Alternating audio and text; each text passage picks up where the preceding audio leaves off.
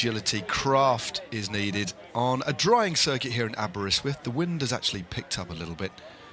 Domestic riders lining up for what should be an action-packed race, and alongside me for the ride today, Hannah Walker. Hannah, we had a great race with the women's earlier on. I'm expecting nothing less from the men's. I think that circuit maybe gave us a sense of what sort of race might unfold today. Will it be a breakaway? Will it be a group sprint? Before we go on to that, let's have a look at what happened in 2024 in Darlington. He knows he's got it won, his first elite national title here in Darlington. What a ride. Lewis Askey is your champion. Well deserved. You could see he was really up for that one tonight. And look at the celebration. Look at the crowds, 10 deep. Lewis Askey taking the title last year ahead of Matt Walls and Noah Hobbs. Noah Hobbs is back, riding for EF Education Easy Post in the very distinct pink kit. It's a stacked field here, 70 riders. Noah Hobbs, Lucas Nurakar from EF Education Easy Post World Tour riders. Well, let's have a little look at what is in store for our field today. This circuit in Aberystwyth is certainly a good one, a technical one. 7 corners, 6 of them left-handers, right-hand corner as well. And then a long finishing straight of around 500 metres. It's a pretty long straight. 1,600 metres in total. We turn on to the final finishing straight along the prom here in Aberystwyth with a little bit of a headwind. So there is what a lap looks like. Quite a narrow pinch point just after the finish line as they swing left and slightly uphill onto some minor cobbles. More ornamental than a Paris-Roubaix style, so a really nice balanced circuit, something for everybody, a wide finishing straight with the ability for riders to put down the power if they want. And Hannah, also some pretty technical bits as well. We saw some of the riders come to grief in the women's race, and I think the men would have clearly paid attention to what happened before and be really mindful of those corners, either mindful or, as some of the riders we're looking at here, some former national championship. That's Matthew Bostock, the 2022 champion. Tekis CC have, I think it's fair to say, the best squad here in terms of depth. But yeah, this circuit is going to be a tricky one and certainly something for everybody. They'll have seen how the women's race played out, and whilst it's going to be a completely different scenario, completely different race, I think you can take away some things from how the women's race unfolded, particularly given when you take a look at the camera shots here on the start line. It's still patchy, wet and dry roads, and so you've got to be really mindful of that. It is great that the weather conditions are far better than we had 2.5, 3 hours ago, and that it is a lot drier even than before the women's race. However, you can start to see, because of the weather conditions, and it's not blue sky, sunshine, there's a lack of light as well, almost. It's looking a little bit dull. You know, given another hour, and it's going to be a completely different story, isn't it? It certainly is. Well, hopefully the local council have been instructed to put the street lights on. That's definitely going to help the riders. They'll be aided by the motorbike as well. We've got about 3/4 minutes to go before the flag comes. And I know the Welsh Government have worked really hard with British Cycling to help organise this, and also Ceredigion Council. They've had a huge part to play here. So I know they're very proud to be hosting the 2025 Lloyds National Circuit Championship here in Aberystwyth, and it's so synonymous with cycling here in Aberystwyth, particularly with circuit racing. If you think of how many editions of the Tour Series we've had in Aberystwyth, Ed Clancy's won here, John Moulder's won here. We've also had the Welsh National Circuit Race Championships in Aberystwyth, so it's so synonymous, and we're about to get underway now. We are indeed. Well, there's the countdown, and they're off, and it's the Tekis team straight through to the front, clicked in. Alec Briggs is the rider who's on form. He's going to love this circuit. He would desperately love to win here. But just look at the speed they're going to be carrying into this first left-hander. The women were lapping in around 2.5 minutes. I'd imagine the men might be 2:10, something like maybe 2:15 approximately. But there's that little pinch point, and already they're piling on the pressure. Now, this camera angle, we were talking about a little bit earlier on, they're actually going uphill. It looks like they're descending, but that is a slight drag upwards, isn't it? Slight incline, it adds some difficulty to the circuit. Once you come round that to make one lap and you go through the finish line and you make that left-hand turn, you want to try and carry as much speed as possible onto that little drag, because then once you get to this section here of the course, It's fast, you can carry a lot of speed, then you're onto this off-camber left-hand corner, and it just almost slides away from you. You've got that change in road surface as well, so you go from the asphalt, the tarmac, very nice and smooth, onto these little clinkers, onto the paving. You've got this one and only right-hand turn, again, off the clinkers, onto the tarmac, but it's slightly, you've got a little speed bump as well to contend with. And this is the makeup of the circuit. There's places where you can get some respite, slightly downhill again here. Yeah, Briggs takes them into that first corner. So another rider that I spotted was Cam Mason, former national cyclocross champion, in the grey of the Aberystwyth development team. So riders just jostling for position on the early laps, always important. Let's try and move through to the front as much as you can. Nobody really committing. It's more positioning play. A couple of riders there from the Picnic Post NL development team also in the field. So we've got a smattering of development team riders, we've got a smattering of World Tour riders, and the best what the domestic scene has got to offer. It's a pretty decent field we've got here, battling it out for this national championship. It certainly is. When I look down at the start list and you've got 70 riders, the maximum amount of riders that could enter this national championship. You had one rider who was a reserve, and you take a look at the big names that are there, and as you mentioned, the riders from those development teams that are linked to World Tour squads. You've got Jacob Bush and Bjorn Kurd of Picnic Post NL. You've also got Jed Smithson of Visma Lisa Bike. He's one rider to watch out for, but you've also got other riders like Finlay Tarling. You've got Noah Hobbs, who's part of the development team of EF Education Avelo. But don't forget Lucas Nurika of the World Tour squad of EF Education Easy Post. This rider on the front here from Alpecin de Koning is Cameron Mason. He's part of their development squad, who's just come out into this left-hand turn. Kick things on, a big acceleration. Third wheel there is Finlay Tarling. He's one of the local riders too. He didn't have the best time trial in that under-23 time trial. He had a mechanical problem, and so didn't have the smoothest of runs. He was very disappointed, of course, the younger brother of Josh Tarling. This is indeed Cam Mason. Lovely lad, multi-disciplined. As you were saying, riding for the Alpecin de Koning development team. It's quite a rider that rides for different teams back to back, so rides for a different cyclocross team and then rides in the road season for the Alpecin de Koning team, which is quite interesting. There he is. You've got to have a good connection between those two teams to allow that to work successfully, and you've got to have great communication between them. You've got to have that good agreement, the mutual agreement, to be able to do so. Certainly have Mason on the front, as he said, happy to try and show his nose, and we're talking about it in the women's race earlier on. The place to be at one of these circuit races or criterium racing. It used to be called the National Criterium Championships, but Circuit Race Championships is what it's been renamed over about the last sort of 10 years or so, but essentially the same thing. But Mason happy to open things up earlier on, and clearly, and this is the sort of event though that we didn't really get to talk too much in the women's race about cyclocross, but cyclocross, and this is really the sort of event that mimics it the most in terms of road discipline. Absolutely. Because of the slowing down, the decelerating and accelerating sort of action. So although it's on a smooth surface, there are really distinct physical similarities, aren't there? And the time that you're racing for is very similar to cyclocross, and you've got those huge injections of pace, the accelerations. You're basically riding sort of between 150 and 180, 190 beats per minute for an hour. You've got the technical aspect to a circuit race as well, which of course plays into the hands of those who are great cyclocross riders. But even if you're not one of those cyclocross riders, names spring to mind. Alec Briggs, for example, in this field. His technical ability on a bike is second to none. It's mad. It is complete bonkers. His bike handling skills are like nothing you've ever seen.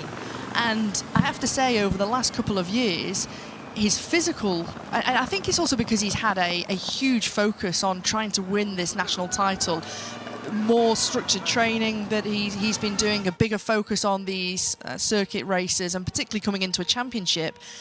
And you've seen that he's made huge progress, leaps and bounds, and then you add the fact that he's got such great bike handling skills. He's a perfect kind of rider for a circuit race rider. Oh, totally. And as you're saying, it's the one thing that he did. It was almost, I think it's fair to almost like a novelty rider a few years ago, did the fixed circuit scene.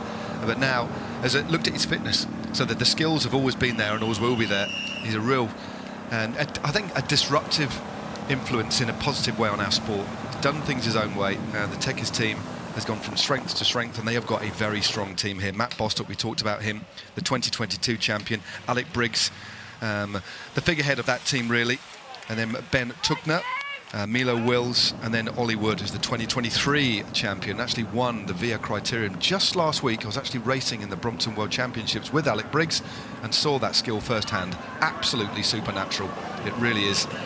And they are the team to beat today, that's for sure. Watch out for those guys. 5 strong in that white lime green kit, really vivid kit that stands out. I tell you what, Cam Mason, happy to set the pace making at the front. But look at the damage that's been done behind.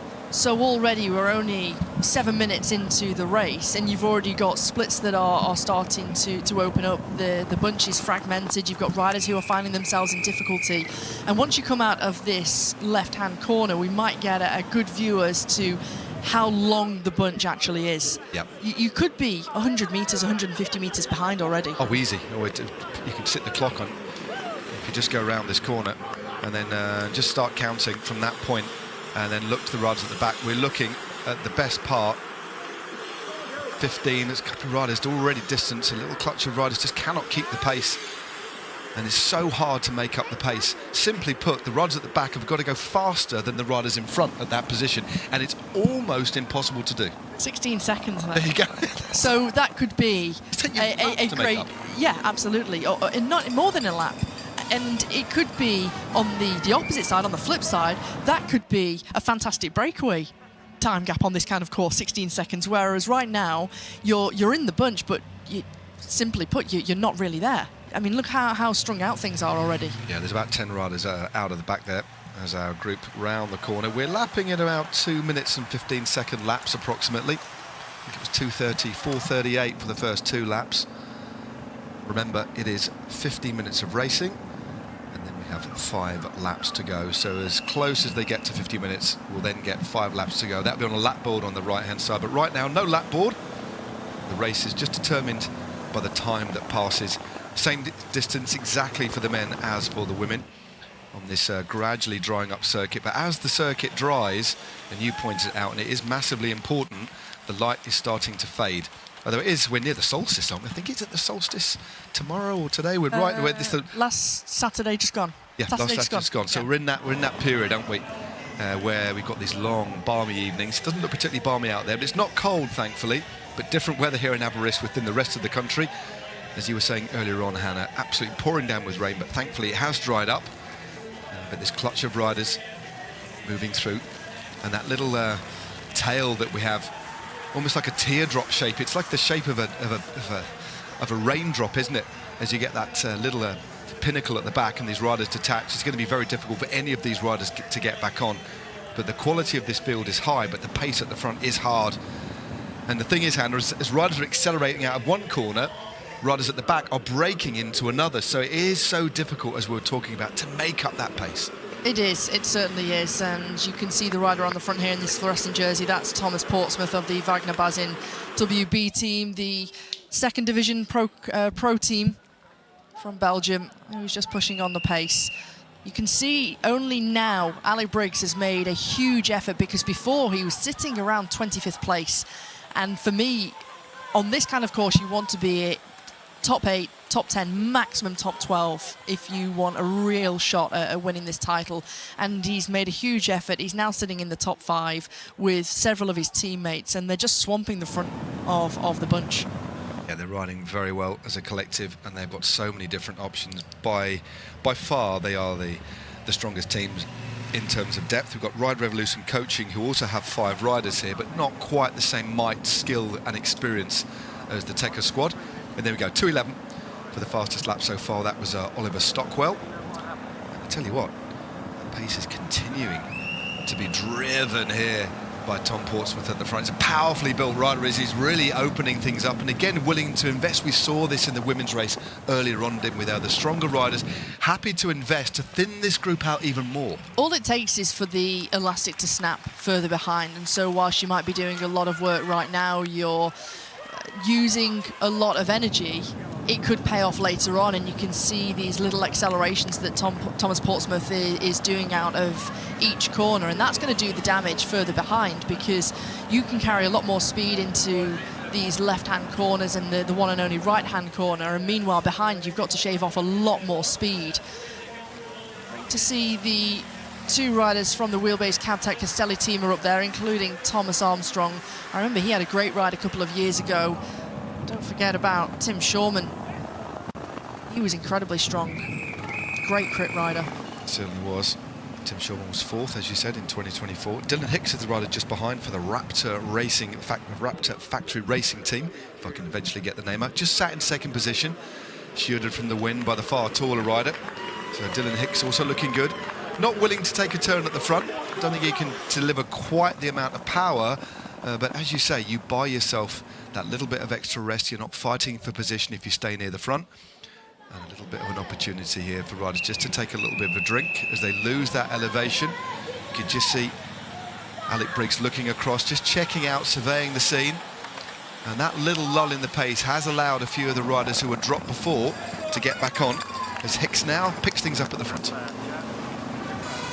It's that little off-camber corner. Thankfully it's dried up. And as you say, the only right-hand corner, but it does drop away from you. And we saw a couple of riders there come to grief on that, but thankfully everybody has stayed upright so far.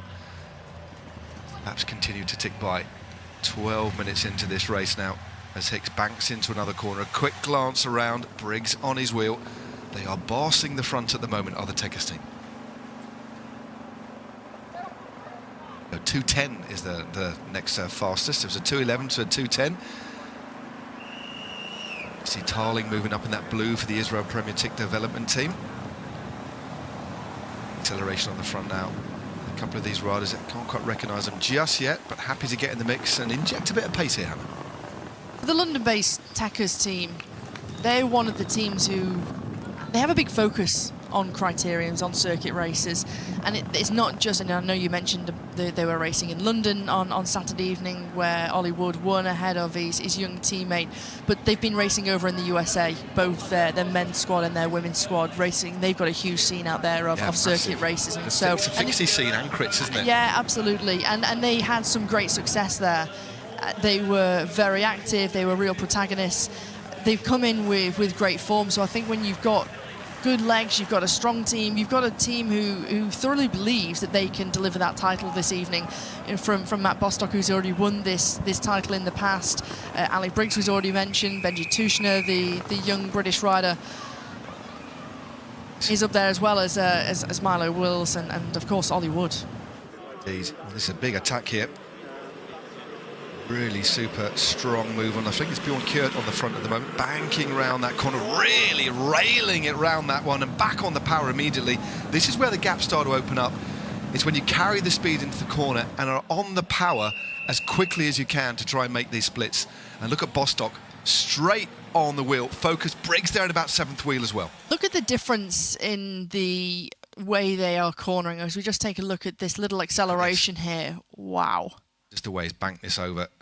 Leans in, micro adjustment there, and then straight on to the pedals again, just keeping that chain tight. And look at the devastation, well, not devastation, but look at the pressure, and look at the little gaps in the bunch. They're just rounding that corner. That again, that's about 15 or 16 seconds, and he's continuing to do this. It's like Jacob Bush, I think, of Picnic Postonal, the development squad, who is the rider doing a lot of the damage right now. Bostock takes over from Bush. It was indeed 2 riders from that squad here, but Bostock just gets a bit of order re-established.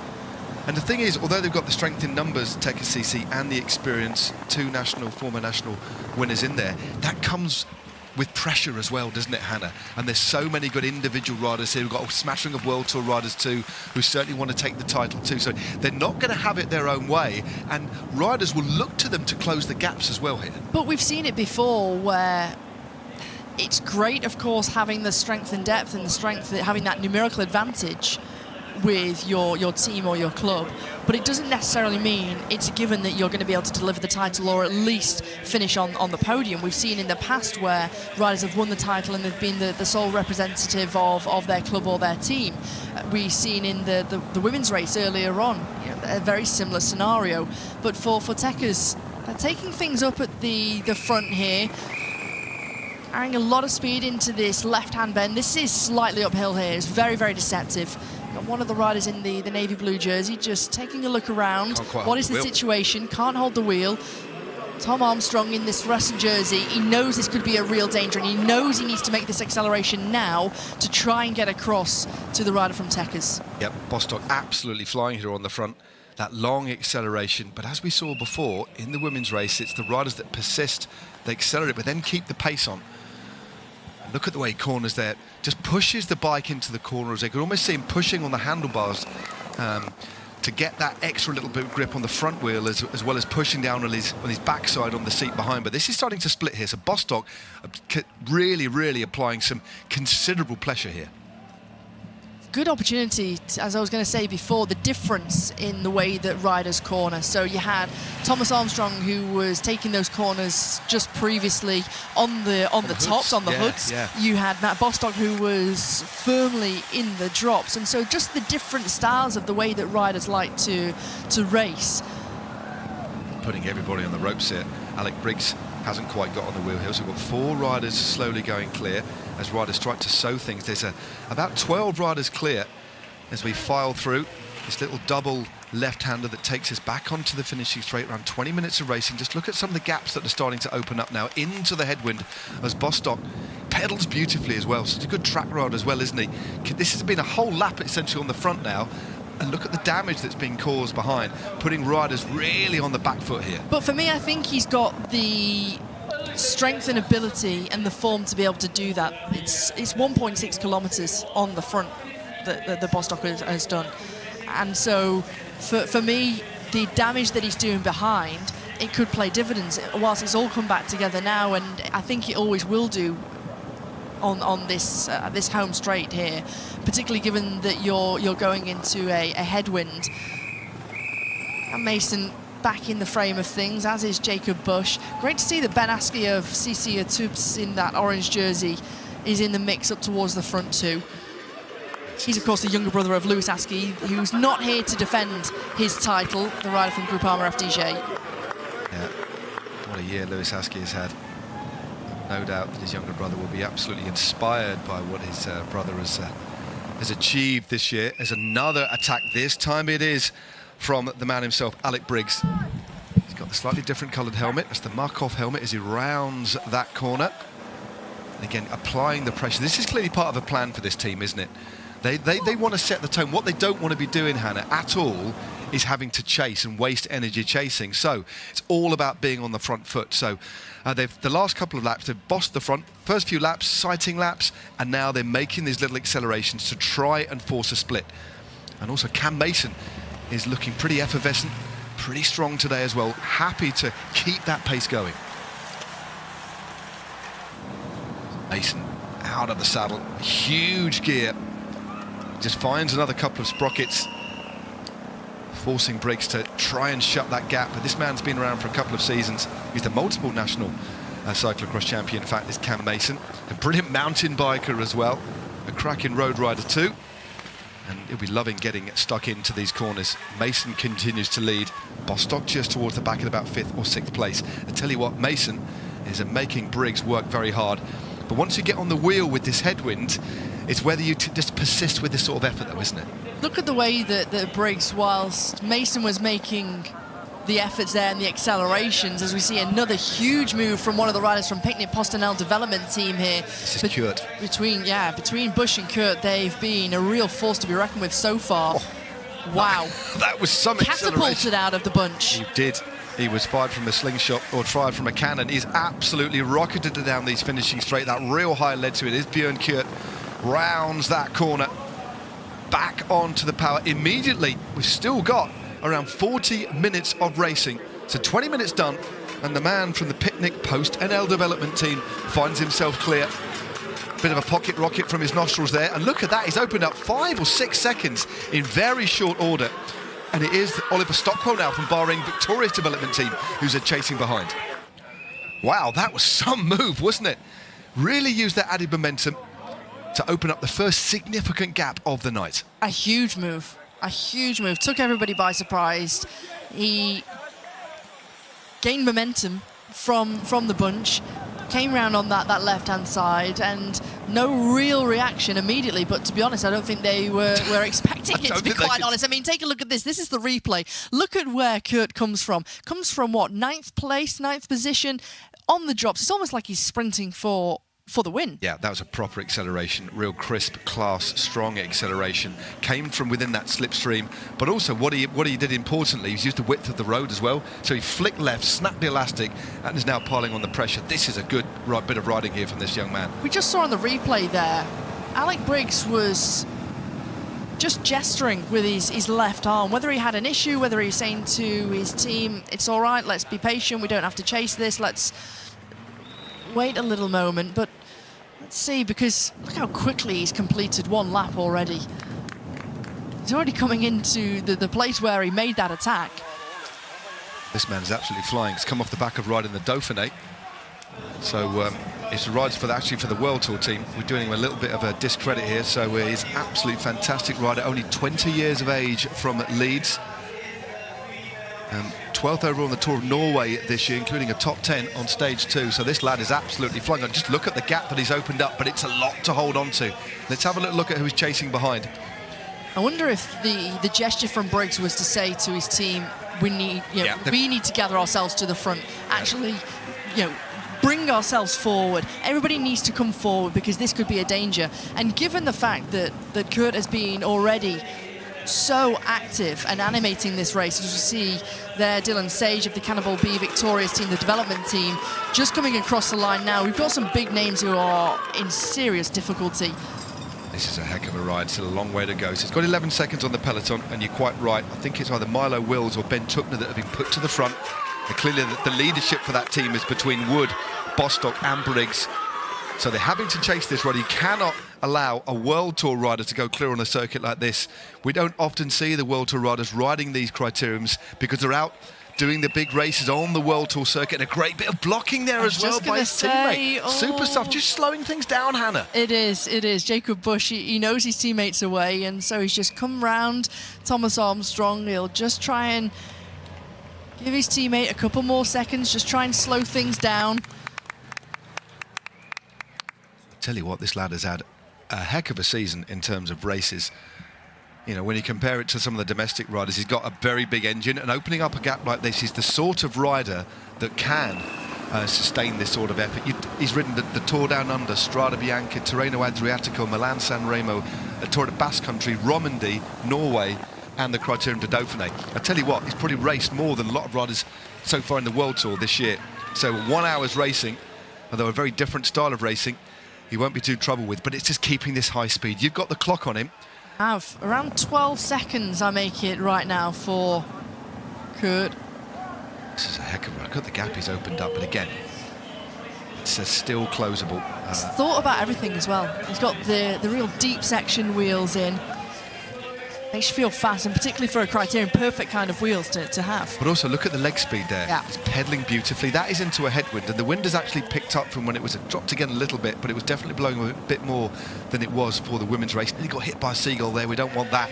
That would be very unusual indeed. But right now, I think it's Oliver Stockwell trying to bridge across the gap.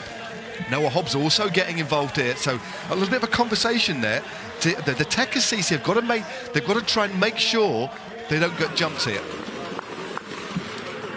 Sir Hereward was on the wheel of Oliver Stockwell. Of course, Oliver Stockwell, another World Tour rider. He races for the Bahrain Victorious World Tour squad, having come from the Cannibal Bee Victorious team, the development team of Bahrain Victorious.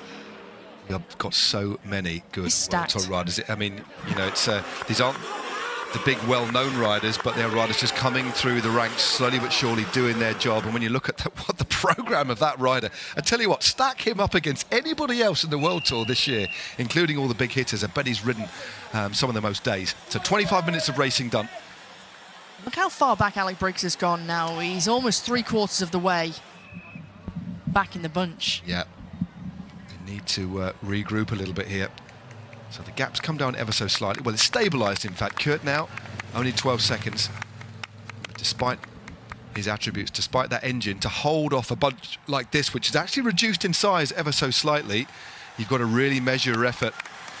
But we have seen riders go from this distance and win this title before, but there is still a lot of firepower in this group. But as you say, the Tekes CC, if they want to regain this title, or win it for the first time with this squad, should I say, they need to get organised.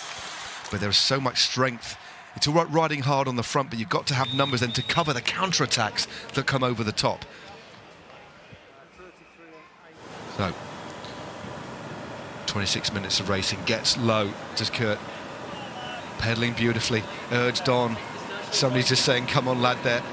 He's got a wonderful pedaling style. He's just whizzing it over. He's got, we call it in French the souplesse. He's just pedaling so beautifully. Very efficient pedaling style, as you say. Gets nice and low, arms at a right angle. Another lap has been passed as we slot in behind our solo leader here. We're going to get the angle of that little left-hander. So coming into the mix, Jed Smithson in third place there as well. So we slot in behind our solo race leader from Leeds, 20 years of age, is Bjørn Kurt. Got a contract through with the squad to the end of 2026, and right now he has a 12-second lead on the bunch behind. And we're approaching Hannah half distance as the light starts to fade. This is going to start to bite now as well, despite his season so far. This is a different sort of effort. It's almost like riding a series of intervals, isn't it? Cam Mason now gets in the mix. A different effort. However, he was still brave at thinking, I'm going to go so early. I've got almost 40 minutes of racing remaining, and I'm going to go this early with such an impactful attack. Brilliant. Sometimes when you make these big attacks where you're, as I said before, it looked like he was practically sprinting for the victory. It can put you over the limit and you overreach, and then it takes you a long time to recover and to settle into your rhythm, but he's done so beautifully.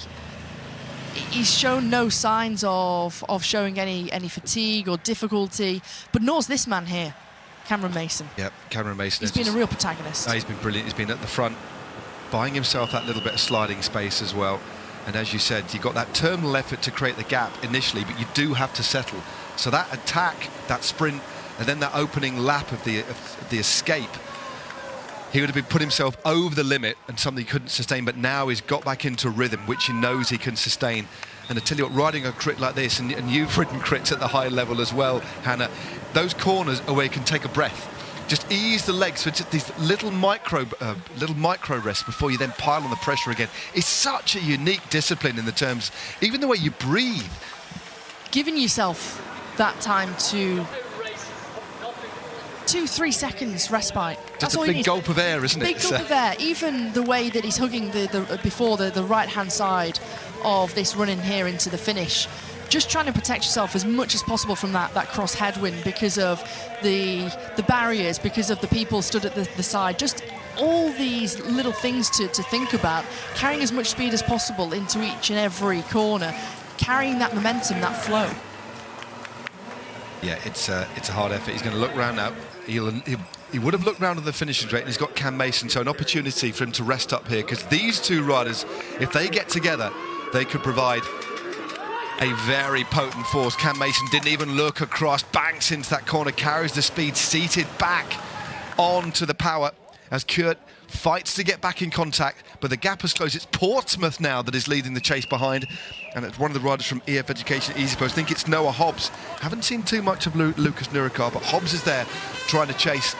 And what the other World Tour riders can't do, and the other individuals, if the Tekes team aren't chasing or aren't as organised, they've got to take things up as well. There is pressure on the Tekes team, but other riders need to take things into their own hands as well, because this is a dangerous move. Look, this is a national championship, and whilst you've got one team who has a very strong squad and they've got the numerical advantage, if you want to win this title, whether you're a rider who is a sole representative from your team or club, or you have a couple of riders represented, if you want to win, you've got to put yourself in it to win it. And so you can't just rest on your laurels and always expect another team to do all of the chasing. Portsmouth is a great example of that. He's the only rider from Wagner Baz in the Belgian pro team. If he wants to win, he's got to invest. If he wants to win, he's got to invest. Totally. And he knows he's got the sort of heft to try and bring things back together, to then rest and then try and go over the top. And just to keep these two within touching distance as well. I tell you what, Portsmouth reminds me a little bit. It reminds me a little bit of Ian Stannard back in the day on the bike as a bigger figure, powerful, back on the pedals here as these two continue to rotate. They're motoring along, aren't It's they? just rear, just that beautiful pedalling style, yeah. That little moustache there for Cam Mason, slotting onto the wheel there. As Kurt looks up at the time, he'll know they've got around half an hour of racing still to go. When it gets to 50 minutes on the clock, there'll be 5 laps to go as Tom Portsmouth driving hard to keep this race in contention. Noah Hobbs in his slipstream and a drastically reduced field. We had 70 riders started, but I think there's about 45 or 50 riders left, a good 20, 25 riders out the back as we hit this little climb. This angle from the back of the motorbike gives you more of an impression of how hard this little climb is. It is a very, very hard climb when you go into that left-hand turn, and then you have this moment where you take the left-hand turn. Now it starts to fall away, drop away, you've got a moment of respite, then you're into that off-camber left-hand turn. 9 seconds is the advantage for the leading duo, but Thomas Portsmouth has basically single-handedly done all of this to try and close things. He's slotted back into around 5th position in the bunch right now, but that has meant that one of the riders from Wheelbase, Camtech Castelli, has tried to make a move for it to try and bridge across to the leading duo here. Little flick of the elbow. Yeah, one of the riders is coming across. That is a good move because the gap has closed down.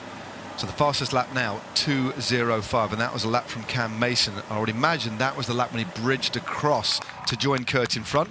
But this could still come back together, but that's a good little move from the rider coming across that gap. But some more blocking going on. Great riding there by Jacob Bush to try and just slow things down. He's got to be careful. He can't slam on his brakes, but what he can do is just gently slow them down into those corners, because it's these narrow margins on a race so fast. All you need is a handful of seconds, and it takes a while to close. So great team riding by him. It's that interference, isn't it, that he's having. And so if he can allow his teammate to gain a couple more seconds, that works perfectly. He can play that team role, and whilst if you're the opposition, if you're a rival, it's mightily annoying. It can be really frustrating. It can make for some tense scenes, but that's exactly what crit racing is all about. Again, there are rules and regulations governing. You can't just pull your brakes on, but what you can do is gently disrupt, and that can frustrate the chase behind. So Thomas Armstrong's doing a good job to bridge across here. This is a great run. He's been aggressive earlier on.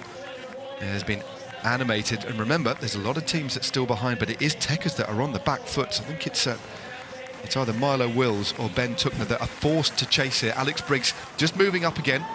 Obviously had a couple of hard laps, put on the back foot just a little bit. Needs to move up this little drag again before we swing left. Kurt on the front. He's the man to set this race alight with that lightning fast attack, opening up a gap of around 11 or 12 seconds. And the rider in his wheel, Cameron Mason, national cyclocross champion, mountain biker as well. And again, the Techers team really are having to do a lot of the legwork here. Indeed, it is Milo Wills who's looking a little bit laboured now. He's had to do a lot of chasing here, and now it's his teammate coming through. This is Benji Tushna, who has just come through now, and you only have to look at the body language of Milo Wills, the way he is looking fatigued, the way you flick the right elbow there to say to the rider behind, come through, do a turn. It's so difficult, it's so demanding, and when you see a circuit race and you're at the barriers and you're able to watch it for yourself in real time, then you get a real appreciation and a sense of how fast the riders are travelling for an hour. It's quite spectacular, really. Yeah, if you've never been to a circuit race, to a criterium, head along. And if you are in the Aberystwyth area, head down. Well, it's a bit late now, isn't it? You can watch the Road Race Championships the weekend, but as you say, next time round for the British Championships, please do head down There is certainly something for everybody, and as Hannah quite rightly said, there's nothing quite like seeing the race up close. You can feel the air move as they pass by. There's that rush. It's an exciting atmosphere, heart-pounding, thrilling racing, and we have two protagonists out in front at the moment. Back through to the front is Kurt now, riding for the Picnic Post NL World Tour team in his slipstream. The man from Scotland, Cam Mason, representing the Aberystwyth Koenig development team. And that gap has opened up a little bit to the peloton behind, but this is a heck of a ride from the man in between, and still Tekker's chase. Armstrong at around 8 seconds behind, the peloton at around 14 seconds behind. So Tom Armstrong is doing a superb ride, but it looked as if he closed, and then for one rider to actually match the speed of two, it's an all-in sort of effort, because once you settle into a pace you can sustain, it's generally a little bit slower, isn't it, than riders in front. And he doesn't have the luxury of a wheel to sit on. Exactly. For 10, 15 seconds. Those little recoveries. Those little micro recoveries that the leading duo do have right now. And for Armstrong, this is starting to fall away from him. He's been such a consistent rider, and particularly last year when he was up there in the National Road and Circuit Series, finishing third in both of those. And the rider from Lancaster, he's been around for such a long time, whilst it seems he's not that old. But I remember him when he was racing through the youth ranks, the junior ranks, racing abroad, racing over in Monaco too, racing in France for a very long time. Making some inroads, but meanwhile, Benji Tushner is doing a great job for Tekkers. They just need to be consistent with this effort now. And to me, I think they shouldn't hand over to any other rider or any other team. They just almost need to have this team time trial, take it upon themselves to fully commit on the front and not expect any other team to give them a hand, because that's almost costing them a second here, a second there every time that they pull off. Yeah, they just need to keep it within touching distance. Now, one of the ways that I've seen Tekkers ride this year was that they wait and wait and wait. They've had riders on the front, and what happened last week at the VIA criterium is the field wasn't quite as strong as this, but they waited till very late in the day, and then Oliver Wood shot a 13-14 second gap in 2 laps. So they do have he's a former world champion on the track, an Olympic silver medalist, and Ollie Wood, of all the riders here, is in form, but has been almost invisible. It's almost as if they do have a plan, and that plan is going to be executed in the final quarter of the race. But what they can't do is allow these two world-class riders to get too much of a gap, because if it gets out to 15 or 20 seconds, it's going to be a little bit difficult to close. But still, we're heading into 40 minutes of racing now, but some superb riding being done by Tekkers to keep a lid on this. So Armstrong now just under 15 seconds behind, and these two riders, Cam Mason just checking behind him. What he will see is absolutely nothing, and it's such a boon, isn't it, when you're on one of these circuit races and you can see you've got essentially a whole straight of emptiness. It means so much. Out of sight, out of mind, and also it's going to take quite a long while to close. So they do essentially have one of these straights. So they've actually taken back. Armstrong now has been taken back into the peloton, and it is now Tekkers that's still continuing to ride on the front, and also the looming figure as well of Jed Smithson of Team Visma Lisa Bike Development Team, not doing any assisting, leaving all the pressure to the Tekkers team. So just under 40 minutes of racing has now been done in the Lloyds National Circuit Race Championships for 2025 from Aberystwyth. 2 riders out in front. Number 3 just rolling through is Cam Mason of Aberystwyth Koenig. The development team, Cam Mason, been around for a while now. 24 years of age from Linlithgow in Scotland. And with him for company is Bjorn Kurt of the team at Picnic Post NL, a rider who rides at the highest level of our sport and is searching for his first national title as the motorbike slips in behind our 2 leaders. 40 minutes of racing are done, and both Mason and Kurt are pedalling beautifully here. Riders of real experience, but this is starting to hurt now. The toxins are going to be coursing through these riders' bodies, but what they do have, as you were saying earlier on, Hannah, is the opportunity for that little bit of rest. And they also know, as for the women's race as well, but they can share the medals between them. This is a big, big fight for a national title. And in 20 minutes' time, give or take a few seconds, we'll know the light is beginning to fade, but the atmosphere is certainly building. It certainly is building. And between the two, they've got great cohesion between them. And it's not just the respite of being able to sit in the slipstream of the rider in front of you and have, as you say, 10, 12 seconds of recovery, but also certain points on the course where you can use that, just freewheel, just take stock, 3 deep breaths just to reset, focus, keep that focus, and not get too carried away of what is at stake here. I think that's really important. Sometimes you can almost overthink a race too much, and it almost goes against you in a sense. Just got to keep it simple. It's got to keep it simple. Exactly, Hannah. No, you're totally right. No, don't overthink it. But what they are doing, they're certainly not overthinking it at the moment. They are riding such a good race. And what will have happened now, although I was talking about pain coursing through their bodies, they've settled into a rhythm that they know they can sustain. They've got these corners absolutely dialed on this circuit that's nearly dry now. 1 or 2 little patches of wet. But they're picking up this pace. We're lapping at about 2 minutes and 10 seconds now. The fastest lap, in fact, was Cameron Mason. The man sat there in second wheel. You can just see how he's moving his body just to stay in the slipstream, allows himself a glance behind as he takes the win now on the front. Kurt now slotting in to the slipstream. This is a powerful duo out in front, and it's taking a powerful rider just behind in the form of Tom Portsmouth to try and take things into his own hands, as the Techers team have just slipped away a little bit now. 21 seconds as it resets, 24 seconds now to the peloton. We've seen Milo Wills do a lot of work. We've seen Benji Tushner do a lot of work. At what point do you now think, as a team, you have to start to commit other riders? Matt Bostock, Ollie Wood, Alec Briggs, and they all have to fully commit here and almost have that team time trial on the front, while still almost saving a little bit for one of those riders. We know that Ollie Wood has got a great sprint on him. We know Bostock's got a powerful sprint on him, but so has Alec Briggs. And so at one point you need to fully commit to one rider, in my opinion here. You know, the two youngsters, you have to sacrifice. The two youngsters, Milo Wills and Benji Tushner, have done a tremendous job so far, but they need extra resources. They certainly do, if they're going to close this gap down. And certainly, look at the face of Tushner now on the front, absolutely giving it everything, but they've lost. They have ceded another 2 seconds now as we head towards 3/4 of an hour of racing. In 50 minutes' time, we will see 5 laps to go. 29 seconds, it is saying. The race at the moment, Hannah, is moving away from the rest of the field. This is some performance. What a ride it is. Well, it has been from Cam Mason to bridge across to Bjørn Kurt, and there's no sign of these riders at the moment slowing down. You often see the body language, don't you? They start to use a slightly bigger gear.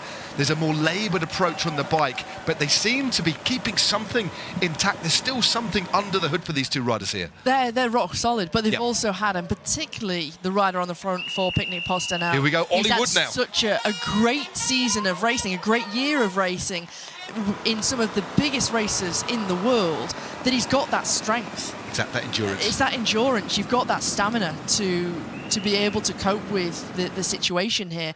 And so you're able to keep that solid position on the bike, rock solid in the upper body. And as you say, even Ollie Wood here, rock solid on the bike. Yeah, they can't wait any longer though, can they? They can't leave it to the last 5 laps or the last 10 minutes, so they've taken things into their own hands. It's going to be about an hour of racing in total today, especially at these speeds. Just over an hour, maybe about 1 hour and 1 or 2 minutes, as Cam Mason takes us down the finishing straight once more in front of an appreciative crowd here in Aberystwyth, the hosts this year of the British Road Championships. We had the time trials a couple of days ago. We've got the road races on Sunday, and in between we have the Circuit Race Championships. We've already had the Women's Championships a few hours ago. Now that was won by Kate Richardson in fine farm style from a group of 3, but now we are battling it out for the bands to be worn for 12 months amongst our elite men. And 2 men out in front today. Fortune, will it favour the brave? We'll find out in 15 minutes' time, but Bjørn Kurt banks into the corner for Picnic Post NL, back onto the power. But Ollie Wood has now gone clear on his own. This man is like a rocket, and the gap is coming down. Wood totally taking things into his own hands and has detonated the peloton in the process. They are at 6s and 7s here, Hannah. This has gone on the previous lap from 29 seconds, and the work that Ollie Wood has done on the front for Tekers CC is now at 21 seconds. So in one lap, he's taken back the 8 seconds, and if he can continue with this momentum, he's also got another rider with him, that's Oliver Stockwell in the white jersey for Bahrain Victorious. But the danger here, they've got Jacob Bush. Now, he's the teammate, of course, of Bjorn Kurt. Whilst, of course, Bush rides for the development team of Picnic Postanel, Kurt racing for the World Tour squad. However, he's still going to play that role, so they've got to be mindful that they don't want Bush to come through and be there and be disruptive like he was before. Exactly. It's going to have to be a massive investment here. Had 2 riders in front, and they'll be looking on the board. They'll have teammates, not so much teammates. They'll have friends in the pits as well, giving them the time gap. And now it is the figure of Oliver Stockwell. Also Jed Smithson in the yellow jersey there of Visma Leasa Bike Development, who is trying to bridge across. He's another really strong rider. So we have got riders who are committed here, and who knows? We've still got 14 minutes of racing, give or take, remaining. Anything can happen. Indeed. Well, these riders are certainly going to start to tire, despite that endurance that we're talking about. Both very different riders. One who excels in cyclocross. Imagine that if Cam Mason were to double up and take the criterium, the elite circuit title as well as the elite cyclocross title. I'm trying to think the last rider to do that in the last few years. But they've got a fight on their hands. They certainly have it. The gap has come down in one lap only. It was 28 seconds. They've now lost 8 seconds. It's now 20 seconds there. Flick of the elbow there from Cam Mason. The only rider that I think possibly has done it is Tom Pidcock, one of the few. I think it might, yeah. We'll have to double check, but he will be one. In Sheffield. I think Roger Hammond might have done it back when it was black and white, back in the old days when I was riding still. But there we go. Well, that's a little move by Ollie Wood, certainly taking its toll. But it's stabilised now at 20 seconds. Even the class of Ollie Wood, a former champion at this discipline, a world champion on the track, and a silver medalist at the Olympic Games, he couldn't sustain that for too long. That was a terminal effort, but didn't quite snap the elastic. So the gap, again, goes out. 3 minutes' time, we're going to get the 5 laps to go. As Kurt corners, another rider's now going clear. But again, it is Tekers who are caught themselves on the back foot. And it's Tuckner again on the front, trying to drag things back together. And the rider in the pink jersey, that's Ben Chilton of the MyNV and the B Monbana team, who he's the tall, rangy rider. He's got number 26 on his back in that pink jersey. Yeah, it's a big, powerful rider. Very powerful. He's taken that opportunity to try and cross the gap. 21 seconds it is to Ben Chilton. As Kurt drives hard, that high cadence, that high frequency pedalling style serving him very well. There's been another attack. I think this one has now come from Matt Bostock. But it is indeed Bostock accelerating clear, getting low. They've got so much punch in that team, but they've been on the back foot all day. They bossed the first 5 or 6 laps and now have been caught chasing. 21 seconds for our 2 leaders as they come into the finishing straight once more. This is a heck of a race. It really is. Will they get the 5 laps to go board, or will they leave it to the next time round? Remains to be seen. Let's keep an eagle eye on that lap board as Cam Mason rolls through on the front, forward on the saddle. Kurt in his slipstream, and Bostock leads the chase behind the winner of this title back in 2022. Will Tidbull is the rider in the black jersey who is trying to come across in this chase. Now they're going to wait until the next part, because of course it's 50 minutes plus 5 laps, so the next time round they'll see the 5 lap to go board. Tidbull trying to come across, as is Matt Bostock, the rider from the Isle of Man, the winner of this title in the past. Rider in the pink jersey, that's Ben Chilton. Will Tidbull is a classy bike with a scratch race world champion a couple of years. That was quite a surprise, wasn't it? It's changed his life. It certainly has, but Will Tidbull certainly good at this sort of effort. 19 seconds it is to our 2 leaders out in front who continue to relay well. I think it's fair to say, Hannah, that both of these riders have invested absolutely everything. It's been 50-50 between them. I can't really split the 2 at the moment. Only now are we starting to see a little grimace on the face of Cam Mason. Yeah, OK. Only now. Yeah. But so be it. If you've got 5 laps remaining or 5.5 laps to go here, he's emptied the tank. He's given absolutely everything. It is going to hurt, of course. These national titles, they don't come easy. Ollie Wood is bridged across, so Yep. now Techers have 2 riders here. That is- 19 seconds, it's still doable if they can eat into that gap. Well, what a thrilling race this is. Absolutely brilliant circuit racing at its very best. The stakes are high. We're here in Wales, in the seaside town of Aberystwyth, battling it out for the national title of the 2025 circuit race champion. Who is it going to be? Chasing behind, this is Ben Chilton, leans into that corner, superb cornering from a tall and rangy rider, but I tell you what, he handles his bike exceptionally well. Meanwhile, out in front, it is Bjorn Kjurt, cants the bike into the corner, on the hoods, back into the finishing straight once more. We are lapping fast, this time through, if our calculations are correct, as Cam Mason hits the front, they should see 5 laps to go. 5 laps of pain, but will it lead to glory? This is a race and a half, isn't it? Absolutely superb. Still hanging in the balance. Had a 17 seconds. The gap, should I say, is starting to come down. They should see. There we go. You're pointing to it on the screen. Clear as day. 5 laps to go now. Well, hold on to your hats, ladies and gents at home. I hope you've not scalded yourself on hot tea, because this is an absolute thriller. They bank into the corner. Bit of a shake of the head there from Matt Bostock. He wants a little bit more assistance. Tidball also refusing to do the pacemaking. And meanwhile, Stockwell now bringing the bunch back for Bahrain victorious. But for Will Tidball, he knows how strong Matt Bostock Gotta be is. careful. He knows how strong Ollie Wood is. For Will Tidball, he knows that Teco CC, they've got the advantage in that group of 4. They've got 2 riders, and so he's saying, well, if you also want the title, you can also commit on the front. You've got a rider who you can sacrifice here, and so he's playing the game a little bit. But of course, this could go against Tidball and for Ben Chilton. Ben Chilton is working. He's the rider in that pink jersey, because behind Hobbs. the chase hasn't stopped. Hobbs is there. Stockwell's fully committing. Jacob Bush is still there. You've also got one of the riders from the Raptor Factory Racing. Dylan Hicks is still up there in that white jersey. This is absolutely spectacular racing. This race is not over yet. Next time through the finishing line here in Aberystwyth, we will have 4 laps to go. The light continuing to fade. Thankfully, it's not going to have any impact on the race here. The light appears to have got a little bit better. The rain has passed, leaving dry roads for our racers out in front. It's been an absolutely epic battle, and now it's Bostock that goes again. Bostock has accelerated clear from his group, and he's got a rider who's blocking behind Ollie Wood, just shaving a bit of speed off behind, but he hasn't managed to go clear. In this situation, I mean, I don't know about you, Mac, because right now they're not racing for the victory here in that chasing group. They're racing for a bronze medal.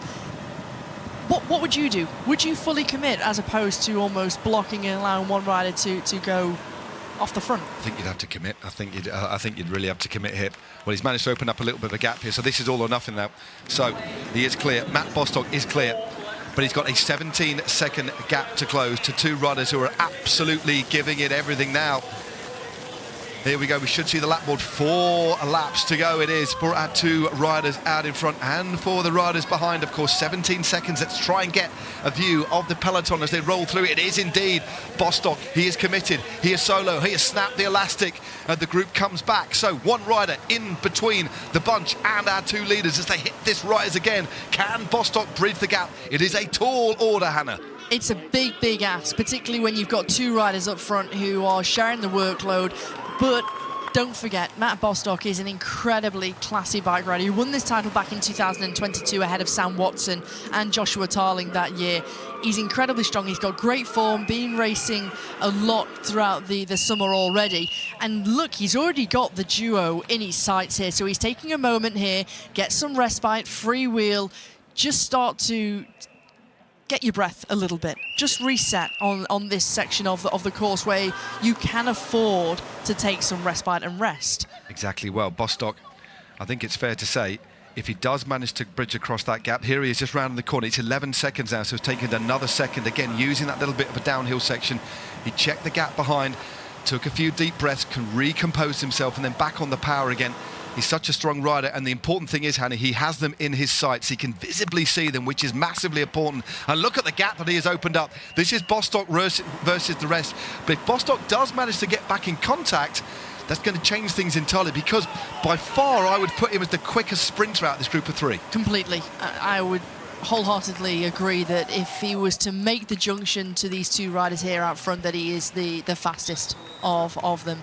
And they could have timed this to absolute perfection.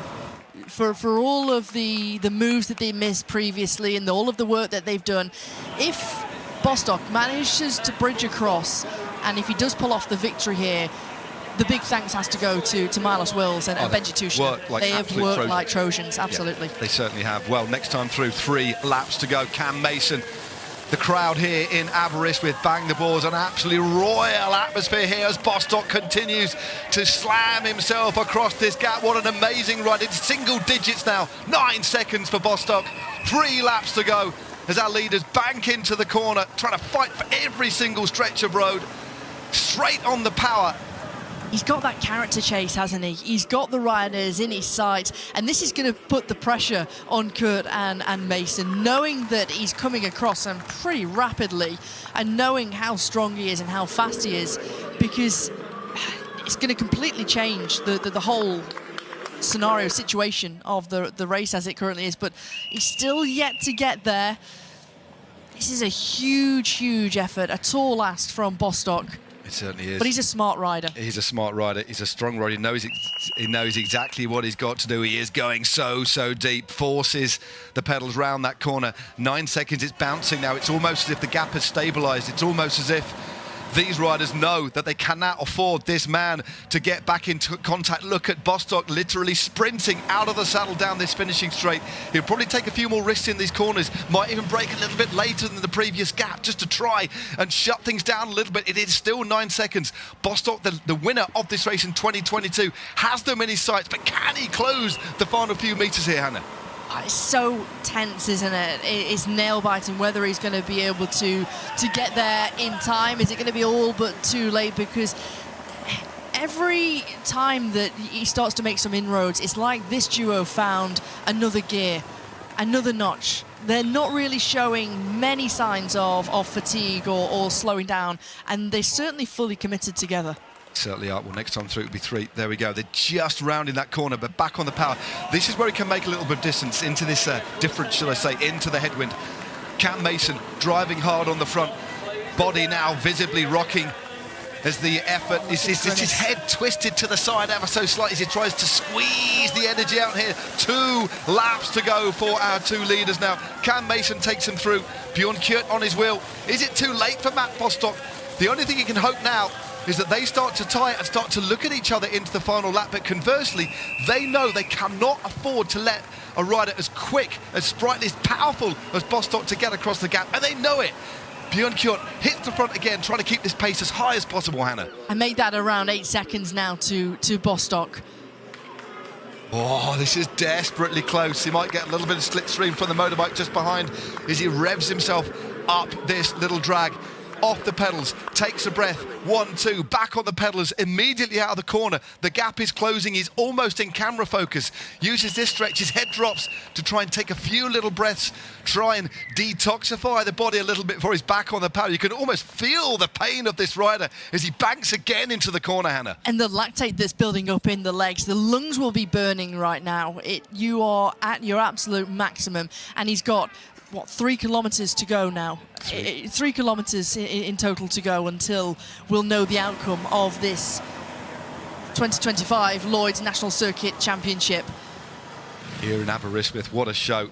It's been an absolute treat. Thank you to the Council of Ceredigion for putting on this race, for supporting it, the people of Aberystwyth for getting behind these races. But I tell you what, the riders, the racers have stood up and they've put on an absolutely magnificent show of the best of city centre bike racing, and the stakes are so high. The rider that wins today will pull on that national champions jersey and wear it for 12 months. It'll be one of the biggest victories of anybody's career. We're coming into the final lap now. Bostock has closed the gap now to 6 solitary seconds. He can almost reach out and touch them now, Hannah. He certainly can. He certainly can. Thing is, will he have enough left if he does catch them? But that's the thing. How much have you spent in trying to bridge across? However, fortune does favour the brave. I have to say, all 3 of these riders have been incredibly brave. 1 lap remaining here. They get the bell. Wow, 1 lap to go now. Matt Bostock has closed the gap to within 6 solitary seconds, but the 2 riders out in front, Cam Mason and Bjorn Kurt. Bjorn Kurt on the wheel there for Picnic Post NL. Accelerates left. He knows that the rider behind is closing ever so slightly, although the time gap is suggesting otherwise. It's gone out 1 more second. A big turn of pace here from the young 20-year-old from Leeds. Banks into the corner. Matt Bostock still closing. It's 7 solitary seconds. I don't know if he's going to make it here. If he does catch him, he's going to have to hope that these riders start Mickey Mousing. They start finessing a little bit. We get into that situation that we see on the track sprint, but they can't afford to do that, Hannah. They can't afford to do it, and this is why I think, given Bjorn Kurt was the rider who started all of this 40 minutes ago, only 20 minutes into the race, and he made that blistering attack on the home straight into that finish, and he's never been seen by the bunch again. It was only Cam Mason who's been able successfully to bridge across right now. You can just see they're getting themselves set. Mason just looking around. He's just assessing the situation. How much time do they have to play with? Where is Bostock? Is it still such a danger? 7 seconds now for Bostock. You can almost see them here. We're coming into roughly the last kilometre. It's 1,600 metres, this circuit, a metric mile. Another nervous look over the shoulder. He cuts, takes the racing line. Bjorn Kurt goes from left to right. This is the penultimate corner they're heading into now, Hannah. First left-hand corner, enters into the final left-hand corner. It's going to be Kurt, the 20-year-old rider from Leeds of Picnic Post NL, who hugs the right-hand side of the barriers here. He's already starting to open things up and get that acceleration. And meanwhile, Cam Mason is just biding his time. Look at how he's sitting comfortably on the drops, locked onto the wheel of Kurt. Well, Cam Mason looks like he's in pole position here. Kurt is now driving. He looks around. Can he open things up? Cam Mason goes round the outside. He looks across. It's Cam Mason who doubles up. Cam Mason of Aberystwyth De Koning Development Team is your national elite circuit race champion. He's also your cyclocross champion. Absolutely superb. Finishes in front of Kurt. 3rd place for Matt Bostock. But there we go. An absolutely magnificent performance from the man from Scotland who wins in Wales.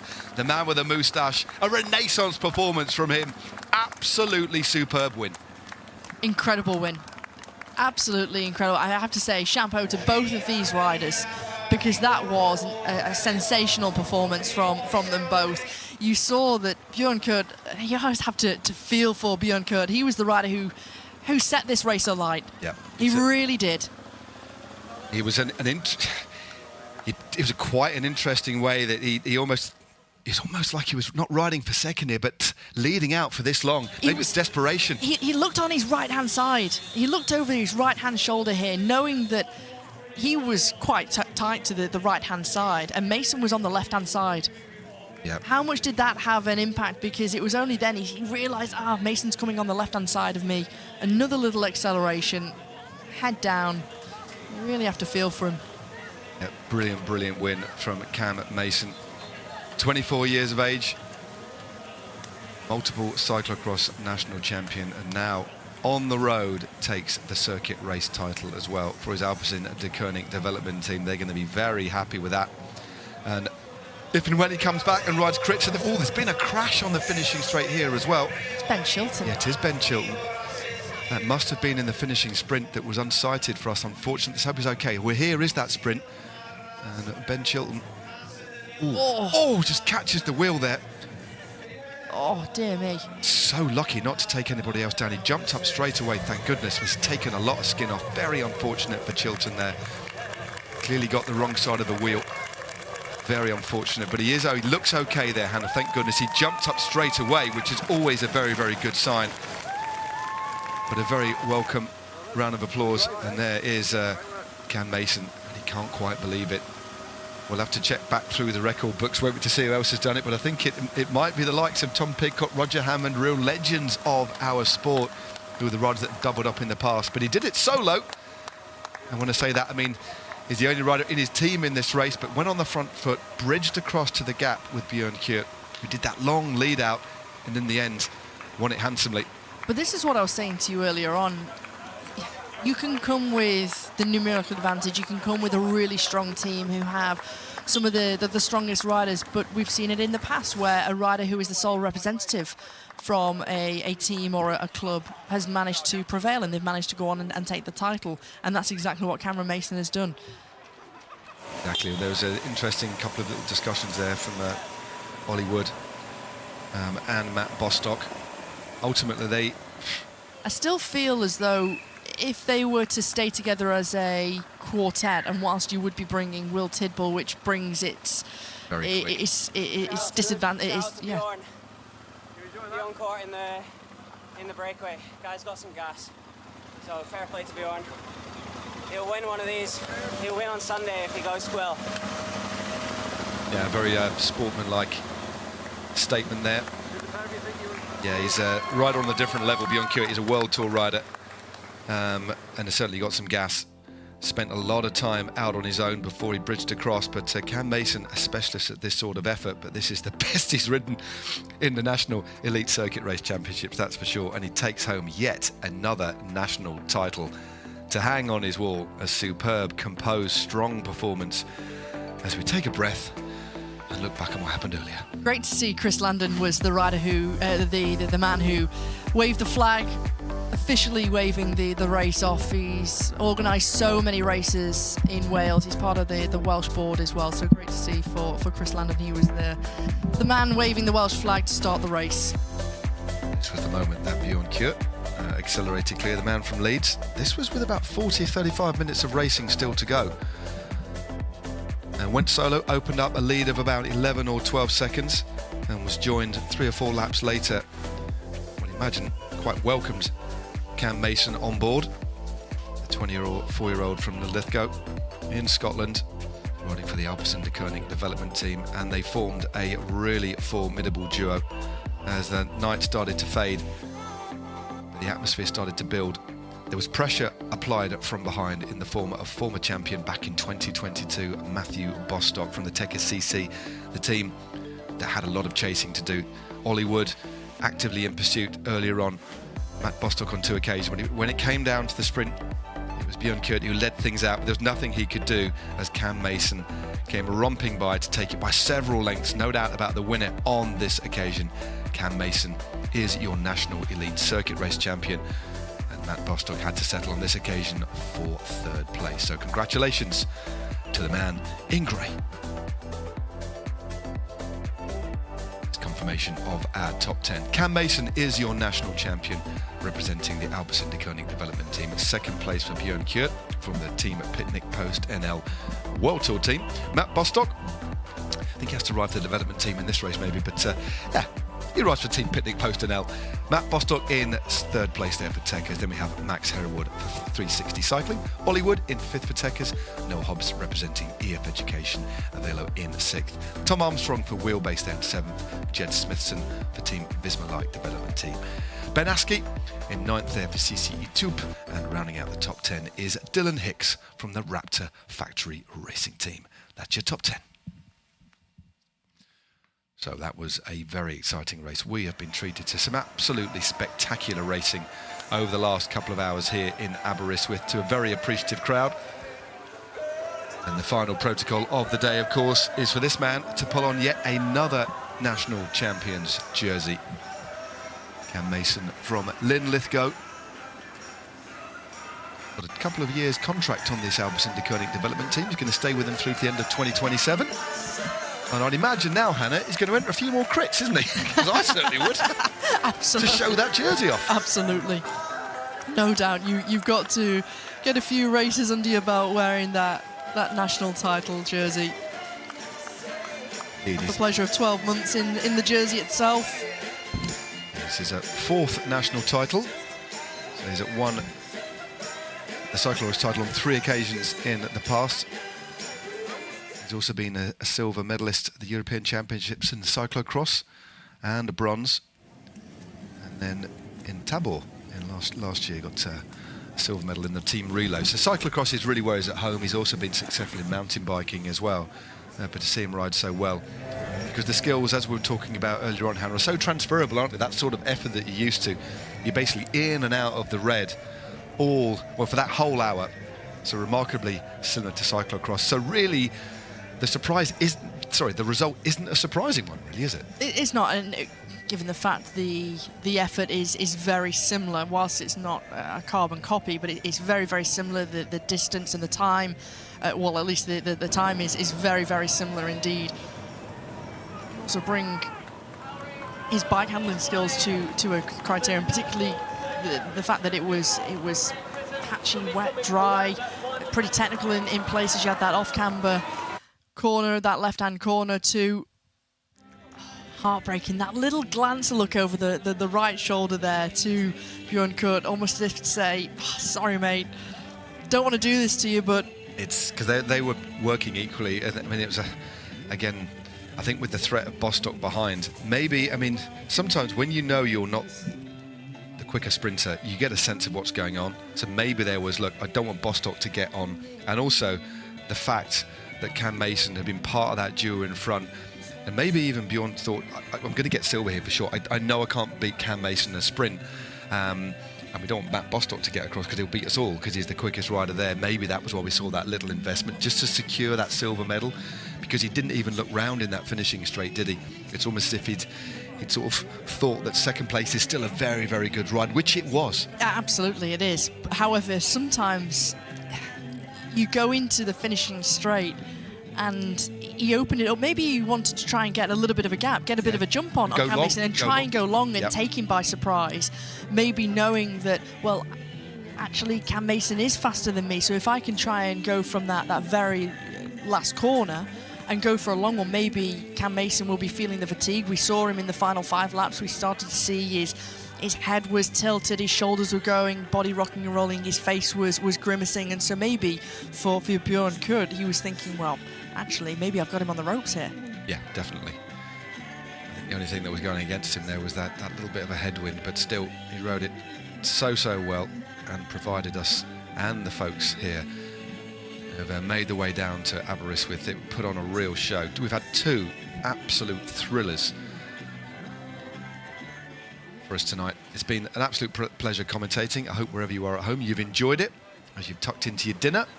We'll be tucking into ours very shortly. But first up, we've got the podium celebrations. And then it's feet up before we hit the National Road Race Championships on Sunday. You can see both of those. Stream both of those live. The women's road race in the morning. And then, I think it's about 9:45, 9 o'clock-ish. 9 o'clock-ish. And check your scheduling for details. Head to the British Cycling website for all the details on what time we're going to be streaming for you. So we'll be doing that race on Sunday morning, and then just after lunch, or 1:45 I think it is the men's elite road race. So an absolutely jam-packed Sunday of racing action, and 2 more national champions jerseys to be decided on a pretty punchy course, it has to be said. There's plenty of elevation on this circuit here in Aberystwyth. It's a circuit that I've raced before many years ago. And as we were talking about, Aberystwyth has always been a happy home to cycling. We've had the Tour Series here in the past, as you were talking about, the Circuit Race Series. And I remember finishing here as a young 20-year-old in the milk race. I think it was when Shane Sutton won the day. This is a long, long time ago, but I've got very fond memories of Aberystwyth, a university town as well. And a lovely Stevie Williams comes from Aberystwyth. Of course. He did post the other day on his Instagram, Stevie Williams, that he was so sad to miss it. He's been injured. He's had a knee problem, hasn't he? So he won't be going to the Tour de France, and he would have loved. He's a silver medalist, wasn't he? 2 years ago, wasn't he? In the National Road Race Championships, that is. But sadly, no Stevie Williams. If you're watching, Stevie, all the best. But here's your podium. Leader of Ceredigion County Council. In 3rd place, representing Tecker CC, Matt Bostock. So Matt Bostock takes 3rd place. To add to the numerous medals he's had in the past, he's already won this title and finished in 2nd and 3rd. Place, representing Team Picnic Post NL, Bjørn Kurt. The Team Picnic Post NL, Bjørn Kurt from Leeds. This man has got a big future. I think he needs to take a few days off after the Nationals, after the season he's had, but certainly on fire today. He's certainly put himself as a big contender for the road race title. Totally. After that year of racing so far, this performance today, form is great. But your national champion for 2025, the Lloyds National Elite Circuit Race Champion, is Cameron Mason of the Aberystwyth development team. He pulls on that national champions jersey. This will be the 4th time he's done this at elite level, 3 times in the cyclocross, and now for the very first time in the circuit race championships. He's going to be very happy with that. Sure, he'll be riding the road race on the Sunday. Might not be one of the favourites for that, but certainly in good form. But what a way to start the weekend, and what a way to start the next 12 months of this young man's career. Resplendent in that iconic, quite beautiful in fact, national champions jersey. You can see the pride on his face and in his eyes as well. It's absolute pride. He does have to think, I mean, that was great, but we don't often get those little interviews, do we? But Björn Kurt, he was congratulating for helping him win that bike race. 50-50 all the way through, save for the final bit. Kurt sacrificing himself to stay clear, but ultimately there can only be one winner. Fine English sparkling wine as well for Cameron Mason to celebrate with the Night Timber there. Oh, he's going to have a quick interview here. Oh no, maybe we'll get, you can probably see one of the interviews on Yeah, I think Bjorn had the right idea. So let's have a final look at our top 10. So just to confirm, your new national champion for 2025 here at the Lloyds National Road Circuit Championships is Cameron Mason of the Aberystwyth team, finishing just behind him in 2nd place, taking the silver medal. Björn Kurt of Team Picnic Post NL, and in 3rd place, the 2022 champion Matt Bostock of the Techers CC. 4th, Max Herwood. 5th, Ollie Wood. 6th, Noah Hobbs. 7th, Thomas Armstrong. 8th, Jed Smithson. 9th, Ben Askey, and running out the top 10, Dylan Hicks. Well, thank you very much indeed for joining me and Hannah Walker. We'll see you again on Sunday for both the men's and the women's Elite National Road Race Championships. See you then.